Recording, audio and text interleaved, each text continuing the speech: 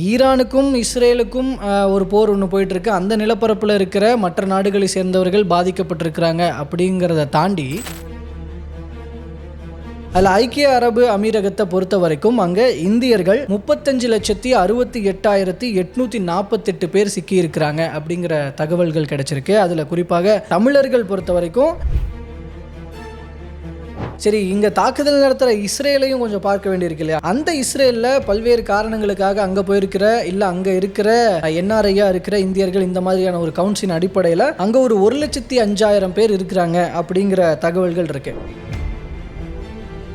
வேலை வேண்டுமா? Blue ocean இருக்கிறது. 10th 12th டிப்ளமோ டிகிரி படித்தவர்களுக்கு உணவு, தங்குமிடம், இஎஸ்ஐ, பிஎஃப் இன்சூரன்ஸ் உள்ளிட்ட சலுகைகளுடன் அனுபவத்திற்கேற்ற நல்ல சம்பளம் 15,000 முதல் 30,000 வரை. பெண்களுக்கு முன்னுரிமை. 2,000க்கும் மேற்பட்ட வேலை வாய்ப்புகள் உள்ளன. இப்போதே தொடர்பு கொள்ளுங்கள். Blue ocean.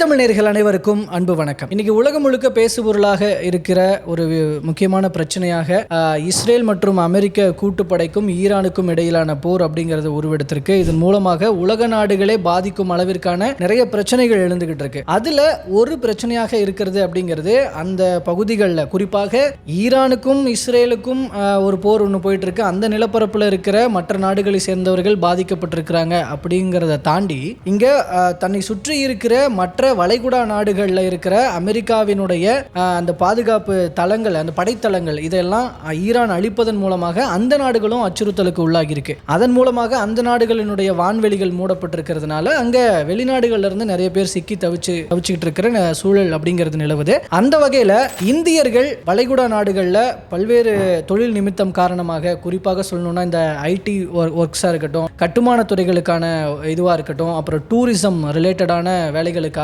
அங்க போயிருக்கிறவங்க அப்படின்றவங்க அங்கேயே சிக்கி தவிக்கிற சூழல் அப்படிங்கிறது உருவாயிருக்கு. அந்த வகையில் இந்த மாதிரி பல்வேறு காரணங்களால அந்தந்த நாடுகளில் எத்தனை இந்தியர்கள் மாட்டியிருக்கிறாங்க, குறிப்பாக அதில் தமிழர்கள் எத்தனை பேர் மாட்டியிருக்கிறாங்க இப்படிங்கிற மாதிரியான பல்வேறு தகவல்கள் இருக்குது. அந்த எண்ணிக்கை என்ன அப்படிங்கிறத தான் இந்த வீடியோவில் நம்ம பார்க்க போகிறோம். அதில் குறிப்பாக பார்த்திங்கன்னா முதல்ல அந்த தாக்குதலுக்கு உள்ளாகி இருக்கிற வளைகுடா நாடுகள் கிட்டத்தட்ட ஒரு 13 பகுதிகள் மேலே ஈரான் அட்டாக் பண்ணிட்டு இருக்கிறாங்க. அதில் முக்கியமான நாடுகளாக ஐக்கிய அரபு அமீரகமும், Saudi Arabia, Qatar, Kuwait, Oman, Bahrain, Iran இந்த மாதிரியான நாடுகள் எல்லாம் அதில் சிக்கி இருக்கு. அந்த வகையில் இந்த நாடுகளில் இருக்கிற இந்தியர்கள் எத்தனை பேர் அங்க மாட்டியிருக்கிறாங்க, தமிழர்கள் எத்தனை பேர் மாட்டிருக்கிறாங்கன்றத பார்க்கலாம். அதில் ஐக்கிய அரபு அமீரகத்தை பொறுத்த வரைக்கும் அங்க இந்தியர்கள் 35,68,848 பேர் சிக்கி இருக்கிறாங்க அப்படிங்கிற தகவல்கள் கிடைச்சிருக்கு. அதுல குறிப்பாக தமிழர்கள் பொறுத்த வரைக்கும் 6.7 லட்சம் பேர் அங்க மாட்டியிருக்கிறாங்க. அது எஸ்பெஷலி பார்த்தீங்கன்னா துபாய் அண்ட் அபுதாபியில் தான் இந்த கவுண்டில் பெரும்பான்மையானவர்கள் துபாய் அண்ட் அபுதாபியில் மாட்டியிருக்கிறாங்க. ஸோ இதுக்கப்புறம் சவுதி அரேபியாவை பொறுத்த வரைக்கும் பார்த்தீங்கன்னா இந்தியர்கள் 24,63,509 பேர் மாட்டியிருக்கிறாங்க. அதில் தமிழர்கள் 4.6 லட்சம் பேர் இருக்கிறாங்க. கத்தாரை பொறுத்த வரைக்கும் இந்தியர்கள் 8,36,784 பேர் மாட்டியிருக்கிறாங்க, அங்கே சிக்கி தவிச்சிட்டு இருக்கிறாங்க. அதில் தமிழர்கள் பொறுத்த வரைக்கும் 1.7 லட்சம் பேர் அதில் இருக்கிறாங்க. குவைத்தை பொறுத்த வரைக்கும் இந்தியர்கள் 9,95,528 பேர் மாட்டியிருக்கிறாங்க. அதில் தமிழர்களை பொறுத்த வரைக்கும் 1.95 லட்சம், கிட்டத்தட்ட 2 லட்சம் பேர் அங்கே மாட்டியிருக்கிறாங்க. ஓமனை பொறுத்த வரைக்கும் இந்தியர்கள் 6,86,635 பேர் சிக்கியிருக்கிறாங்க.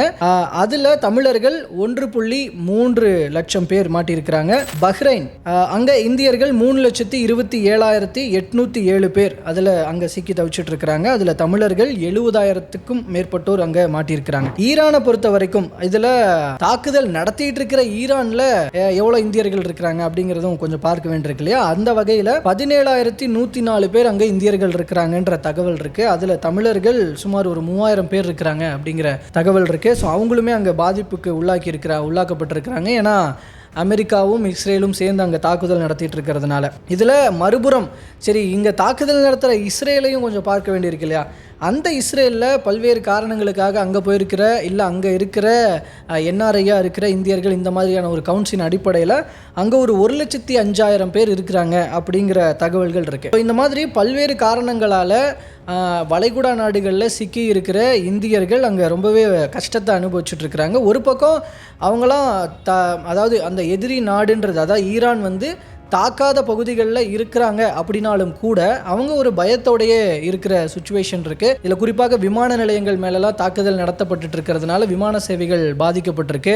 இதில் இன்னும் சொல்லப்போனால் அங்கே இருக்கிற நம்ம இந்தியாவினுடைய எம்பசி இருக்கும் இல்லையா, அவங்க வந்து நிறைய இன்ஸ்ட்ரக்ஷன்ஸ்லாம் கொடுத்துருக்குறாங்க. இந்த மாதிரி நீங்கள் குறிப்பிட்டு அந்தந்த நாடுகளினுடைய அமெரிக்காவினுடைய படைத்தளங்கள் இருக்கிற இடத்துல போய் இருக்காதீங்க, அதுக்கு தள்ளியே இருங்க அப்படிங்கிற மாதிரியான இன்ஸ்ட்ரக்ஷன்ஸ். ஈரானை பொறுத்த வரைக்கும் அங்கே ஈரானில் இருக்கிற முக்கியமான பகுதிகளெலாம் வந்து இருக்காதீங்க. அண்ட் பக்கத்தில் இருக்கிற மற்ற சில நாடுகள்லையும் கூட ஈரான் எங்கே தாக்குதல் நடத்துறதுக்கான சாத்தியக்கூறல் இருக்கோ அதுக்கு பக்கத்தில் இருக்கிற மக்களை எல்லாம் கொஞ்சம் எவாக்குவேட் பண்ணியிருக்கிறாங்க முன்கூட்டியே தகவல்கள்லாம் சொல்லி. மோரோவர் எந்த நேரத்துலையும் உதவிகளுக்காக இந்தியன் எம்பசியை நீங்கள் நாடலாம் அப்படிங்கிற தகவல்களும் இருக்குது. அதுக்கான நம்பர்ஸும் கூட அந்தந்த பகுதிகளில் அந்த லோக்கல் வட்டாரங்களில் கொடுத்துருக்குறாங்க. ஸோ இதன் மூலமாக அவர்கள் வந்து கம்யூனிகேஷன்லேயே இருக்கிறாங்க, தொடர்புலேயே இருக்கிறாங்க அப்படிங்கிறதையும் இந்திய அரசாங்கம் ஒரு பக்கம் உறுதி பண்ணுறாங்க.